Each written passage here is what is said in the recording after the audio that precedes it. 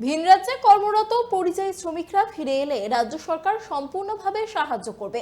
বাঙালি বিদ্বেষের আবহে আগেই সেই ঘোষণা করেছিলেন মুখ্যমন্ত্রী মমতা বন্দ্যোপাধ্যায়। সোমবার নবান্ন থেকে সাংবাদিক বৈঠক করে পরিযায়ী শ্রমিকদের জন্য সমশ্রী প্রকল্প চালুর কথা বলেন মুখ্যমন্ত্রী। প্রকল্প ঘোষণার পরেই মুখ্যমন্ত্রীকে কটাক্ষ বিরোধী দলনেতা শুভেন্দু অধিকারীর। কি বলেছেন তিনি শোনাবো। কেউ নেবে না। পরিযায়ী শ্রমিকরা ডেলি 5,000 টাকা রোজগার করে। মমতা ব্যানার্জি জানে না 349 টাকা লাগে মোবাইলে রিচার্জ করতে। ডেলি যদি মোবাইল ঘাঁটেন দুবার রিচার্জ করতে হয় 700 টাকা লাগে।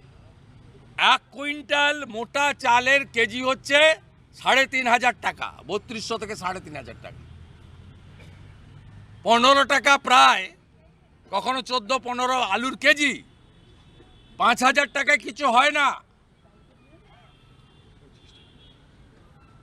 5,000 টাকা ডেলি রোজগার যারা করেন তারা 5,000 টাকার লোভে, তাও তো আপনি 6 মাসের জন্য দেবেন, ভোটের পরে বন্ধ হবে।